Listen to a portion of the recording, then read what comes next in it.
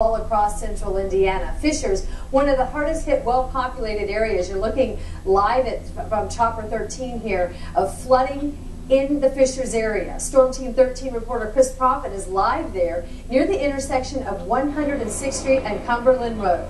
Chris, is that a boat there behind you? There are canoers back here, a couple of young guys that decided to come out shortly after we were on at 5 o'clock. This is a subdivision, and that normally is a soccer field behind me, but of course today it's more like a lake, and there are people out here that are canoeing as if it were a lake. We also went up in Chopper 13 earlier today to give you a view of what Fishers looks like, the floods around here. Now you have to remember, in some of these areas, like the neighborhood that we're in right now, it typically will flood, but we had talked to police and also fire officials who said there's flooding in subdivisions that normally don't see it, and in some cases we saw what appeared to be rivers that were creeks yesterday. They're rivers today. A lot of problems have spun off the flooding, like people trying to cross closed roads that had to be rescued. One happened just before noon when the driver of this SUV tried crossing a closed section of Cumberland Road between 106th and 116th Street.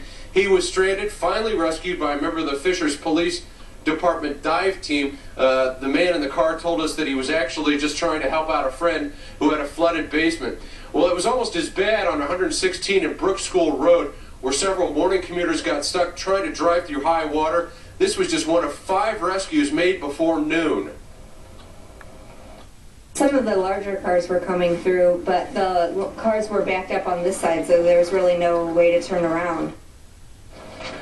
Well, you're looking at live pictures of where we are right now over Chopper 13, and this is the area that really seems to have been hit the hardest. Now, police tell us late today that a lot of the problems they've had to deal with were people actually taking up barricades and trying to drive through these flooded areas. We've got a barricade over here at 106th and Cumberland Road if you're trying to go east on 106th.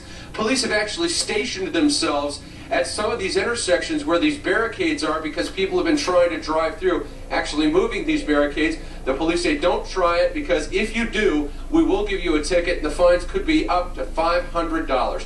David McAnally takes over tonight. He'll be in this area and tell you more of the problems about flooding that was supposed to be fixed here. He'll have that for you on the Night Beat.